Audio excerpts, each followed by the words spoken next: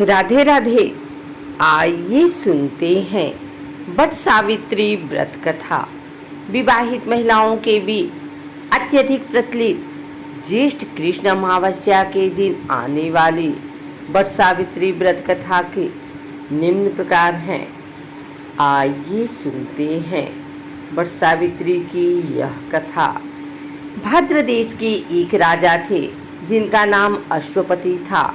भद्र देश के राजा अश्वपति की कोई संतान नहीं थी। उन्होंने संतान की प्राप्ति के लिए मंत्रोच्चारण के साथ प्रतिदिन 1,00,000 आहुतियाँ दी। 18 वर्षों तक यह क्रम जारी रहा। इसके बाद सावित्री देवी ने प्रकट होकर वर दिया कि राजन, तुझे एक तेजस्वी कन्या पैदा होगी। सावित्री देवी की कृपा से जन्म लेने के कारण कन्या का नाम सावित्री रखा गया। कन्या बड़ी होकर बेहद रूपवान हुई। योग्य वर न मिलने की वजह से सावित्री के पिता दुखी थे। उन्होंने कन्या को स्वयं वर तलाशने भेजा। सावित्री तपोवन में भटकने लगी। वहाँ शाल्व देश के राजा धुमतसेन रहते थे, क्योंकि उनका राज्य किसी ने छीन लिया था। उनके पुत्र सत्यवान को देखकर सावित्री ने पति के रूप में उनका वरण किया। ऋषिराज नारद को जब यह बात पता चली तो वह राजा अश्वपति के पास पहुँचे और कहा कि हे राजन, यह क्या कर रहे हैं आप? सत्यवान गुणवान है, धर्मात्मा है और बलवान भी है, पर उसकी आयु बहुत छोटी है। वह अल्पायु है। 1 वर्ष के बाद ही उसकी मृत्यु हो जाएगी। ऋषिराज नारद की बात सुनकर राजा अश्वपति घोर चिंता में डूब गए। सावित्री ने उनसे कारण पूछा तो राजा ने कहा, पुत्री, तुमने जिस राजकुमार को अपने वर के रूप में चुना है वह अल्पायु है। तुम्हें किसी और को अपना जीवन साथी बनाना चाहिए। इस पर सावित्री ने कहा कि पिताजी, आर्य कन्याएं अपने पति एक बार ही वरण करती हैं। राजा एक बार ही आज्ञा देता है और पंडित एक बार ही प्रतिज्ञा करते हैं और कन्यादान भी एक ही बार किया जाता है। सावित्री हट करने लगी और बोली, मैं सत्यवान से ही विवाह करूंगी। राजा अश्वपति ने सावित्री का विवाह सत्यवान से कर दिया। सावित्री अपने ससुराल पहुँचते ही सास ससुर की सेवा करने लगी। समय बीतता चला गया। नारद मुनि ने सावित्री को पहले ही सत्यवान की मृत्यु के दिन के बारे में बता दिया था। वह दिन जैसे जैसे करीब आने लगा, सावित्री अधीर होने लगी। उन्होंने 3 दिन पहले से ही उपवास शुरू कर दिया। नारद मुनि द्वारा कथित निश्चित तिथि पर पितरों का पूजन किया। हर दिन की तरह सत्यवान उस दिन भी लकड़ी काटने जंगल चले गए। साथ में सावित्री भी गई। जंगल में पहुंचकर सत्यवान लकड़ी काटने के लिए एक पेड़ पर चढ़ गए। तभी उसके सिर में तेज दर्द होने लगा।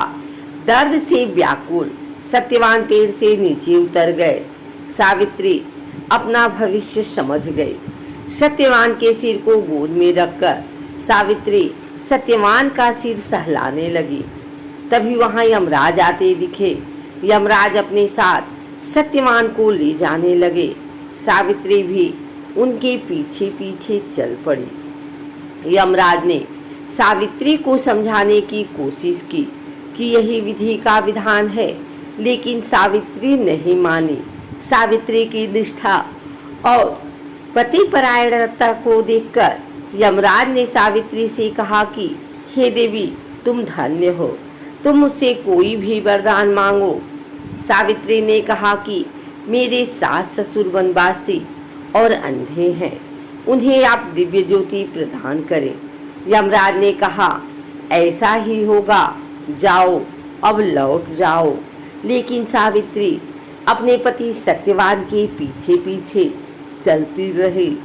यमराज ने कहा, देवी तुम वापस जाओ। सावित्री ने कहा, भगवान मुझे अपने पति देव के पीछे पीछे चलने में कोई परेशानी नहीं है। पति के पीछे चलना मेरा कर्तव्य है। यह सुनकर उन्होंने फिर से उसे एक और वर मांगने के लिए कहा। सावित्री बोली, हमारे ससुर का राज्य छिन गया है, उसे पुनः वापस दिला दें। यमराज ने सावित्री को यह वरदान भी दे दिया और कहा, अब तुम लौट जाओ। लेकिन सावित्री पीछे पीछे चलती रही।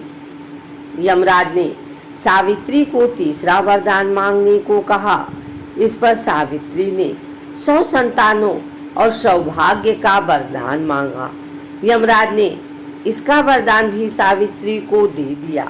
सावित्री ने यमराज से कहा कि प्रभु, मैं एक पतिव्रता पत्नी हूँ और आपने मुझे पुत्रवती होने का आशीर्वाद दिया है।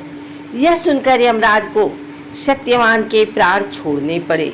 यमराज अंतर ध्यान हो गए और सावित्री उसी वट वृक्ष के पास आ गई जहाँ उसके पति का मृत शरीर पड़ा था।